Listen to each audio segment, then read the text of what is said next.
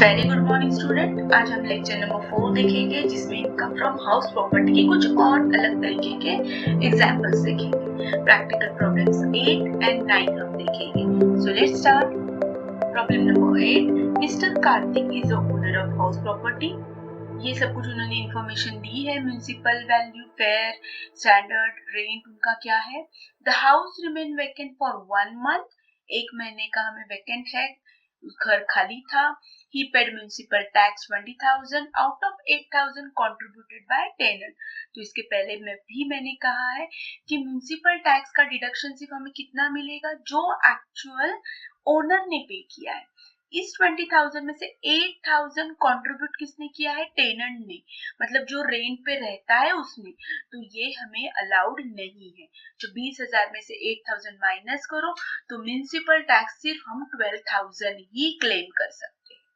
ठीक है। He had borrowed the loan 10 lakh 11.5 per annum in the year 2011.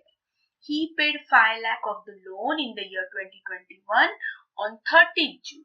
Compute the taxable income from house property assessment year 2022-23। ठीक है, तो previous year क्या होगा हमारा 21-22। तो देखो ये जब लोन प्रीपेमेंट किया है ये भी हमें काम आएगा ये इंफॉर्मेशन। तो लेट्स स्टार्ट। तो सबसे पहले आप निकालो उसकी gross annual value. So municipal value is given 2,45,000। Fair rent भी दिया है, विच एवर इज हाइयर। देखो ये पर मंथ दिया है इसलिए इनटू 12 करना है। ठीक है, सो विच एवर इज हाइयर 2,45,000। फिर उसके बाद स्टैंडर्ड रेंट दिया, ये भी पर मंथ दिया है इसलिए इनटू 12। तो ध्यान से पढ़ना है, आप घाई घाई में यही 16,800 लिखोगे। दिस इज पर मंथ, तो इनटू 12। सो इनटू 12 करना है। देन इसमें से विच एवर इज लेस, सो या लो, तो ये आया। फिर एक्चुअल रेंट 18,000 पर मंथ, तो ये भी इनटू 12 करना है। सो 20,000 इज 18,000 इंटू 12 आएगा 2,16,000, विच एवर इज हाई। अब इतना ही होता अगर जीएवी, अगर वैकेंसी हमारी नहीं होती, लेकिन एक महीना वो फ्लैट वैकेंट था, मतलब एक महीने का भाड़ा या उन्होंने दिया ही है वैसे भी रेंट 18,000, तो कर लो माइनस। तो हमारा ग्रॉस एनुअल वैल्यू आएगा 1,98,000। क्लियर है?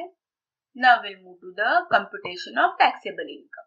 तो अब फॉर्मेट तो लर्न हुआ रहेगा आपका।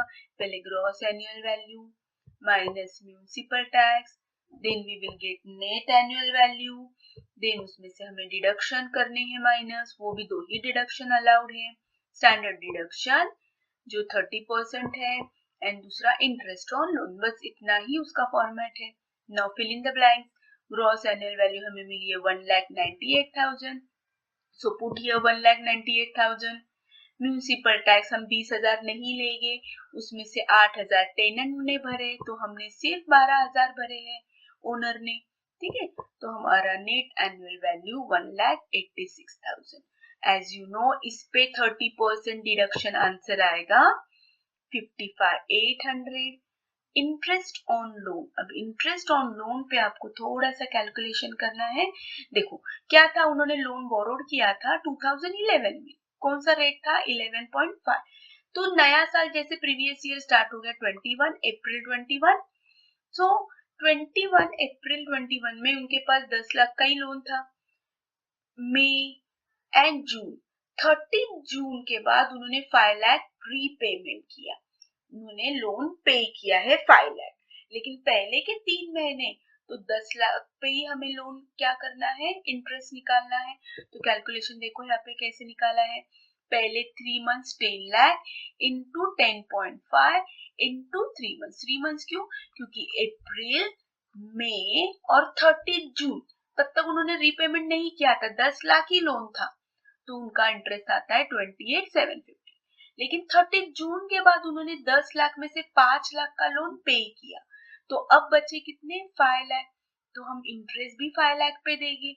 तो क्योंकि ये बाकी है, ये बैलेंस बाकी है, 5 लाख तो रीपेमेंट किया है, उस पे थोड़ी हम फिर से इंटरेस्ट देंगे। तो बचे हुए 5 लाख पे 10.50 इंटू 9 मंथ्स। 9 मंथ कैसे आया, 30 जून, फिर जुलाई, अगस्त, सितंबर, अक्टूबर, नवंबर, दिसंबर, जनवरी, फेब्रुअरी एंड मार्च। तो देखो 1 2 3 4 5 6 7 8 9, तो 9 मंथ्स हमारे कंप्लीट हो गए। तो इसका रेट आया 43,125। तो कुल मिला के हमने उस साल इंटरेस्ट भरा 71,875 एंड ऑफ कोर्स ये हमें अलाउड है, ये लेट आउट प्रॉपर्टी है, तो यहाँ पे कोई रेस्ट्रिक्शन नहीं है। सेल्फ ऑक्यूपाइड होती तो 2 लाख तक रेस्ट्रिक्शन था, लेकिन यहाँ पे कुछ नहीं, तो हम 71 ले सकते हैं। तो ये दोनों इनकी टोटल हमने एनुअल वैल्यू से माइनस की, तो हमारा टैक्सेबल इनकम आया है 58,325। ठीक है, अंडरस्टूड। तो this is our taxable income. चलो नाउ आई होप आपको समझ में आया है, एंड प्लीज मेरे साथ ही कैलकुलेशन करना है, मेरे साथ ही लिखना है। सिर्फ हेडफोन डालोगे तो कुछ भी समझ में नहीं आएगा। ये थियोरेटिकल पार्ट नहीं है, ये प्रैक्टिकल पार्ट है। चलो now will see the next one. Mister Rama is the owner of 2 storeyed house. 2 house मतलब एक के ऊपर एक, फर्स्ट फ्लोर ग्राउंड फ्लोर, ऐसे 2 हाउस रहेंगे। 2 स्टोर्ड बोलते हैं इसको house, in Hyderabad. Mrs. Rama, sorry. She get a monthly rent 7,000 from her tenant. Monthly rent कितना है? 7,000. In the ground floor. Ground floor पे जो है वो 7,000 रेंट है। First floor is identical in all respect. इसका मतलब जो ग्राउंड फ्लोर पे एमिनिटीज है, जो जितनी एरिया है उतना ही एरिया फर्स्ट फ्लोर पे भी है। ये ग्राउंड फ्लोर है, ये फर्स्ट फ्लोर पे है। ठीक है, it is given on rent friend, she charge 5,000 per month. लेकिन देखो फ्रेंड है इसलिए सेम है दोनों फ्लैट, दोनों में एमिनिटीज एरिया सब कुछ सेम है, लेकिन जो बाहर वाला है उसको उन्होंने मिसेस रमा ने 7,000 पे रेंट पे दिया, लेकिन ऊपर के फ्लोर पे उनकी फ्रेंड रहती थी, तो फ्रेंडशिप के खातिर उन्होंने 5,000 रेंट लिया अपने फ्रेंड से। ठीक है, as rent the friend stay up to 31 दिसंबर 2021। देखो लेकिन फ्रेंडशिप रही कितने महीना? 31 दिसंबर। तो हमारा अकाउंटिंग ईयर अप्रैल से स्टार्ट होता है, अप्रैल से लेके दिसंबर का पूरा मंथ वो फ्रेंड रह गई। तो मेरे ख्याल से अप्रैल, मई, जून, जुलाई, अगस्त, सितंबर, अक्टूबर, नवंबर, दिसंबर, 9th मंथ वो फ्रेंड रह गई फर्स्ट फ्लोर पे। ठीक है, स्टोरी समझो। ऑन 1 जनवरी इमीडिएटली नेक्स्ट डे, देखो जैसे उसने 31 दिसंबर को घर खाली किया, इमीडिएटली ऑन 1 जनवरी 2022 it was let out to the tenant 7,000। फिर उसकी फ्रेंड चली गई, लेकिन फ्रेंड चली गई तो क्या हो गया, उसने किसी और को रेंट पे दिया, तो वो तो उसकी फ्रेंड नहीं थी, तो बाकी के जो 3 मंथ्स थे वो उसने 7,000 के रेंट पे ही उसको घर दिया। तो दो टोटल देखो 12 मंथ्स का डिवाइड हो गया, 9 मंथ्स उसकी फ्रेंड थी इसलिए 5,000 के हिसाब से रेंट, और बच्चे भी 3,000 कोई और था उसके पहचान का नहीं था, तो 7,000 3 मंथ्स। ठीक है, तो फर्स्ट फ्लोर की स्टोरी समझ में आई। ग्राउंड फ्लोर पे तो बंदा अभी भी है, 7,000 दे रहा है पर मंथ। उसके बाद क्या दिया है? Municipal tax paid by the property 10,000 including 2,000 next year. तो हम म्युनिसिपल टैक्स सिर्फ करंट ईयर का ही लेते हैं, एडवांस नहीं। So advance tax we never take. ठीक है, एडवांस म्युनिसिपल टैक्स हम कभी भी नहीं लेते हैं। जैसे देखो जैसे जैसे हम प्रॉब्लम कर रहे हैं, आपको एक एक प्रोविजन समझ में आ रही है। एक तो म्युनिसिपल टैक्स पूरा के पूरा किसने पे करना चाहिए? ओनर ने। दूसरा रूल आज हमने क्या सीखा कि एडवांस भरा है उसको कोई जगह नहीं अभी के कैलकुलेशन में। ठीक है, वो अगले साल देखेंगे, ये साल ये नहीं। तो इसमें जो इंक्लूड है 10,000, इसमें इंक्लूड कितना है? 2,000। तो ये साल का टैक्स कितना एक्चुअल? 8,000। वो भी दो, एक ग्राउंड फ्लोर मिला के एक फर्स्ट फ्लोर मिला के। ठीक है, next municipal value property 2 lakh है, स्टैंडर्ड 1,80,000 है। She paid interest for the construction 20,000. She incurred 7,000 as a repair. तो रिपेयर मैंने पहले ही कहा है, 2 डिडक्शन के सिवाय और कोई भी माफी नहीं है। बाकी कोई भी खर्चा हमें लेस नहीं करना है, वरना हम दुनिया भर के खर्चे बताते थे, जानबूझ के डिडक्शन डिडक्शन करते थे और इनकम 0 बताते थे। ठीक है, तो ऐसे नहीं है, सिर्फ म्युनिसिपल टैक्स अलाउड है, एंड फिर आखिरी के 2 डिडक्शन, स्टैंडर्ड डिडक्शन और इंटरेस्ट ऑन लोन, बस ये 3 ही माइनस कर सकते हैं हम टोटल इनकम। अंडरस्टूड? सो चलो कैलकुलेट करते हैं। ये तो आपको जीएवी निकालना है, एवरीथिंग इज गिवन। तो देखो कैसे करना है, पहले ग्राउंड फ्लोर का करते हैं। म्युनिसिपल वैल्यू 1 लाख है। 1 लाख क्यों है? क्योंकि पूरे प्रॉपर्टी 2 लाख है, लेकिन ये फ्लोर था ना उनका पूरा फ्लोर। एक लेट मी ड्रॉ, ये देखो ये उनकी बिल्डिंग है, तो ये ग्राउंड फ्लोर है, ये फर्स्ट फ्लोर है। इन दोनों का मिला के म्यूनिसिपल वैल्यू 2 लाख है, और उन्होंने पहले ही बताया दोनों आइडेंटिकल है, दोनों सेम टू सेम है, ट्विन्स है, तो इसको 1 लाख और यहाँ पे भी हम 1 लाख ही लिखेंगे, ठीक है। देन फेयर वैल्यू, और फेयर रेंट क्या है ग्राउंड फ्लोर का, ग्राउंड फ्लोर पे तो वो 7,000 ही लेती थी इनटू 12, तो फेयर रेंट दिया है 84,000, विच एवर इज हाई मतलब 1 लाख। अब स्टैंडर्ड रेंट भी उन्होंने दिया है 1,80,000, देखो 2 लाख के नीचे ही, तो 1,80,000 भी दोनों में डिवाइड होगा तो 90,000, तो यहाँ पे 90,000, यहाँ पे 90,000, ठीक है, यहाँ पे 1 लाख, यहाँ पे 1 लाख, अंडरस्टूड। यहाँ पे भी फेयर रेंट यही है, तो यहाँ पे भी 84,000, तो ऑलमोस्ट सेम है देखो, ठीक है, तो साथ में भी कर सकते हो आप। नेक्स्ट, अब इन दोनों में से छोटा कौन है 90,000, सो राइट हियर 90,000, इन दोनों में से छोटा कौन है 90,000। अब ARR एक्चुअल रेंट रिसीव, अब इसका एक्चुअल रेंट रिसीव कितना था, पूरा की पूरा 7,000 इंटू 12, सो इसका 84,000 आएगा, लेकिन इसका एक्चुअल रेंट इतना नहीं आएगा। इसका क्या हो गया था, इसकी स्टोरी मैंने आपको समझा दी थी। ये इसमें से 9 मंथ्स उसकी फ्रेंड थी 5,000 के हिसाब से, तो ये हो गया 45,000, और 3 मंथ्स बचे हुए कोई और नया टेनेंट आया जिसको 7,000, तो 21,000, तो इसका पूरा एक्चुअल रेंट आ गया है दोनों का टोटल 66,000, ठीक है। ये 66,000 कैसे आया, समझ में आया। अब विच एवर इज हाई, तो इन दोनों में 90,000 हाई है और इन दोनों में भी 90,000 हाई है।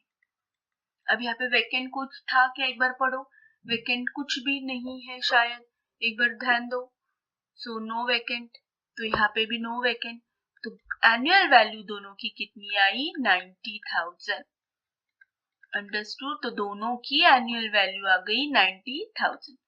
सो इस तरीके से चलो ये भी निकालो, देखो मैंने करके बताया था अभी, डन। तो समझ में आया कैसे हाफ हाफ डिवाइड करना है। तो ये छोटी छोटी बातें हैं जो कैलकुलेशन करते वक्त आपको समझ में आ जाएगी, और वही प्रॉब्लम ये है जो जनरली पूछते हैं पेपर में, ठीक है। चलो आगे बढ़ते हैं, अब मेन पार्ट आ गया है, अब हमें दो घर का निकालना है। सो दो घर का क्या होगा, हमें पर्टिकुलर देखो दो घर का इनकम निकालना है ना, तो पहले हम ग्राउंड फ्लोर का निकालते हैं। चलो ग्राउंड फ्लोर का ग्रॉस एनुअल वैल्यू कितना था 90,000, दोनों का 90 आया है। म्यूनिसिपल टैक्स कितना है, टोटल उन्होंने कहा था 10,000, लेकिन उसमें 2,000 क्या है एडवांस है, देखो टोटल उन्होंने भरा 10,000, लेकिन 2,000 तो नेक्स्ट ईयर का एडवांस है, तो विल नॉट टेक एडवांस, तो 10,000 में माइनस 2,000 8,000, तो हमने टैक्स पेड किया 8,000, लेकिन दो फ्लैट के लिए, तो इसके लिए 8,000 डिवाइडेड बाय 2 करो 4,000, तो इसकी net annual value 86,000। Standard deduction 86,000 पे निकालो 30%, सो इट कम्स 25,800। अब उसने यहाँ पे क्या कहा था, she taken the loan for the construction of first floor, first floor के लिए उसने लोन लिया था, तो ये घर के लिए नहीं, ग्राउंड फ्लोर के लिए लोन नहीं लिया था, तो यहाँ पे कोई भी इंटरेस्ट नहीं आएगा। आया समझ में। हाँ, अगर ग्राउंड फ्लोर के लिए भी उसने लोन लिया होता तो उसका जो भी इंटरेस्ट होता ये भी हमने माइनस किया होता, लेकिन उसने जो लोन लिया है क्लियर कट देखो लास्ट लाइन बताई है कि फर्स्ट फ्लोर के लिए है, तो यहाँ पे कुछ भी नहीं आएगा, तो सिर्फ ये वाला माइनस, तो हमको ग्राउंड फ्लोर से इनकम मिला 60,200, डन, ये हो गया ग्राउंड फ्लोर। बस अब उसके नीचे ही सेकंड फ्लोर फर्स्ट फ्लोर का भी निकालते हैं, हूबहू सेम, एक लाइन खींचो और सेम टू सेम लिखो।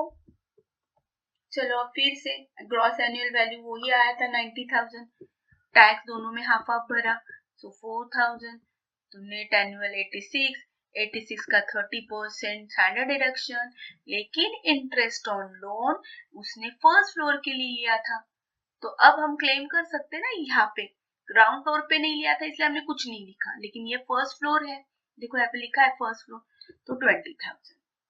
यहाँ पे उन्होंने कुछ रेट ऑफ इंटरेस्ट कितना लोन लिया कुछ दिया ही नहीं है, तो 12 महीने का करना है नहीं करना ये सवाल ही नहीं आता, इन्होंने बोला है ना सिर्फ 20,000 उसने लास्ट ईयर भरे थे, तो बस 20,000 लेना है, गॉट इट? वरना आप कंफ्यूज हो जाओगे। लास्ट लेक्चर्स में मैंने आपको बताया था कि 2 लाख पे कुछ 12% था, तो 2,40,000 आना चाहिए था, लेकिन यहाँ पे वैसे उन्होंने इन्फॉर्मेशन दी ही नहीं है कितने का लोन है, कब लिया है, कितने % से लिया है। तो अब एजम्पशन नहीं करना है, जो दिया है वो लेना है चुपचाप से। सो 20,000, तो इतना सारा डिडक्शन उसको फर्स्ट फ्लोर के लिए मिला। तो फर्स्ट फ्लोर का इनकम कितना मिला? 40,200। तो ये हो गया ग्राउंड फ्लोर का इनकम, ये हो गया फर्स्ट फ्लोर का इनकम। तो टोटल इनकम कितना मिला? देखो टोटल इनकम, दोनों के टोटल कर दो, ground floor and first floor. तो टैक्स किस पे भरना है? टैक्स हमें भरना है 1,04,000 पे। आया समझ में? एक ही पर्सन है, पूरी बिल्डिंग है, ग्राउंड फ्लोर भी टेनेंट को दिया है, ऊपर का फ्लोर भी टेनेंट को दिया है। ऊपर के फ्लोर पे फ्रेंड थी 9 महीने, इसलिए उसको 5,000 से दिया, लेकिन बच्चे हुए 3 मंथ्स नया रेंट है, उसको 7,000 से दिया। तो ये छोटी छोटी कैलकुलेशन है जो आपको प्रैक्टिस करनी है। मैंने सिलेक्टिव ही प्रॉब्लम किए हैं जो आपको पूछ सकते हैं। ठीक है, तो जितना सिखाया उतना प्रैक्टिस करो, जरूर इसमें से आ जाएगा। आई होप ये प्रॉब्लम समझ में आ गया है। So thank you so much, have a nice day, bye bye.